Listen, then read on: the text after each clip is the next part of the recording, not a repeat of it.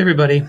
I just wanted to make a quick, it's called a screencast here about the theoretical paradigms. I had a talk last week with a couple different students actually in class about how confusing the theoretical perspectives or the paradigms can be. And so what I thought I might do here is just make a quick little clip and post it, and maybe it'll help clarify things or it'll trigger something that provokes a question or something eventually that might lead to a better understanding of the theoretical perspectives or paradigms. Excuse me. So what I've got here is basically your book, and I'm in chapter 1, page 26 of the 28. And I figured I would just kind of go through figure 1 here and apply it to the functionalist perspective and apply the conflict perspective and the symbolic interactionist perspective to the educational system. It's actually a JIT question that I had for you towards the beginning of the semester. So remember that the perspectives or the paradigms are fundamental sets of assumptions that guide a sociologist's thinking and research. So what Gary has down here are just some of the basic tenets or basic characteristics of each perspective. So the first one there, functionalist perspective, society's image.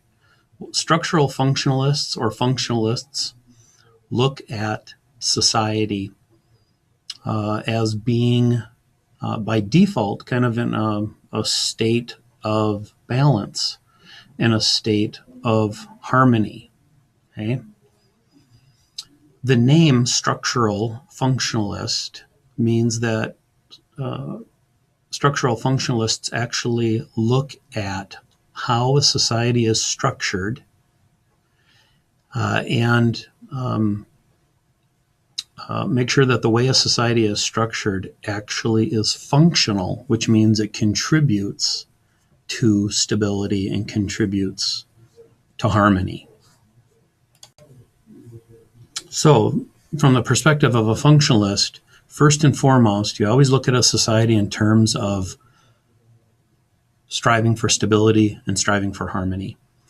If there's a problem, a social problem, for example, structural functionalists explain that through looking at it as a dysfunction. It's something that contributes to instability.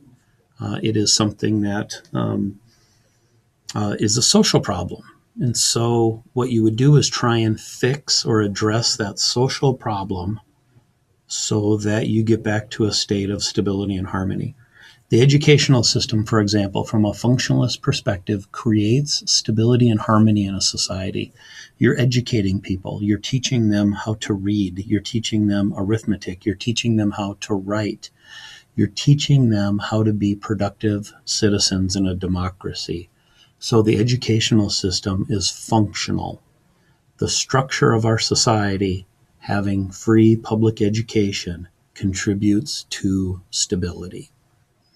Now, a conflict theorist doesn't strive for conflict. A conflict theorist doesn't like necessarily or encourage conflict. And there's a little clarification I'll put on that in a minute here. But the conflict perspective assumes that society is full of competition and inequality. Structural functionalists assume that society is stable and harmonious, and conflict theorists assume that society is conflictual. There's competition, there's inequality. How do you get rid of the competition, the conflict, the inequality? From a conflict perspective, you try and find out who's benefiting from, in this case, the educational system, more so than others. Is the educational system meeting the needs of everybody equally? Well, if you look at the scientific data, you see no, it's not. Some school districts are better at preparing their students for the future, whether the future means getting a job, whether the future means just being able to read and write and do arithmetic, or if the future means going on to college. The example I gave in class, that's really from a conflict perspective, was George W. Bush and his acceptance into Yale. George was not a real good student, and he got into Yale University, which is one of the 8 very prestigious Ivy League schools in the eastern part of the United States. How did he get into Yale? Well, he got into Yale through what's called a legacy program. There's a legacy of his family going to Yale. George W. Bush's dad went to Yale, and George W. Bush's grandfather went to Yale. So when George couldn't get into Yale based on his own merits, his own grades, he applied for legacy admission. And what that means is that you are basically given a seat at Yale because of what your father and your grandfather had done. That acceptance of George W. Bush meant that someone else couldn't get into Yale. They only have a certain amount of seats each year. They can only accept a certain amount of people. So by George W. Bush getting into Yale, he's kind of benefiting from what his ancestors did, what his dad did, and what his grandfather did, not based on his own merits. So the conflict approach would say, why do we have so much inequality? Why do we have some people that are super, super rich? Why do we have some people that are super, super poor? And why do we have people in the middle? Well, if we're looking at the educational system, a conflict theorist would say, okay, where is the imbalance being created here in the educational system? Who's benefiting the most from the way the system is set up right now? And remember, conflict theorists would bring in, these categories that we belong to, right, like race and social class and gender.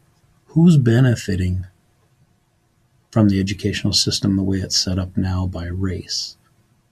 Who's benefiting from the educational system the way it's set up now by sex or gender? How about social class? So the conflict theorists are trying to eliminate conflict. They're trying to eliminate inequality and create a more fair and just system. I'm going to pause it here. Okay, I'm going to go on real quick here to the structural functionalist, the symbolic interactionist paradigm, which is actually the entire chapter 5. Social interaction is really a component of a characteristic of the symbolic interactionist paradigm. Now remember, this is a micro paradigm. It is so much different in terms of how it views society compared to the macro paradigms like structural functionalism and the conflict paradigm. So what we've got here is a much more social, psychological, face-to-face interaction approach to understanding the educational system. From a symbolic interactionist perspective, instead of looking at the educational system from how it's creating balance and harmony in society, or how it's generating inequality or maintaining inequality in a society, a structural functionalist would be someone that would walk into the classroom and try and interpret what's going on in our schools. Symbolic interactionists would be more interested in, like the group interaction within a classroom. Your classroom is set up in a circle. Symbolic interactionists would be interested in how that impacts the people taking the class. A symbolic interactionist might walk into another classroom and see people in rows and examine how that face-to-face interaction, is impacted by people sitting in rows. Symbolic interactionist might come into a classroom and observe how a male teacher interacts with female students or other male students. A symbolic interactionist might walk into a classroom and examine how a teacher interacts with older than average students, or students who don't seem to be showing up on a regular basis. It's the real micro face-to-face interaction that symbolic interactionists are interested in. Okay, it's very, very different from the macro approaches. So I hope that's not more confusing than beneficial, but I just wanted to provide just kind of a brief, again, little overview of the three different paradigms. So post some questions on the discussion board on D2L about this, if you would like, or ask me some questions in class. But I feel like I've kind of missed the boat on explaining and incorporating the paradigms into our class period. So hopefully this helps a little bit, and we'll see you next time. Adios.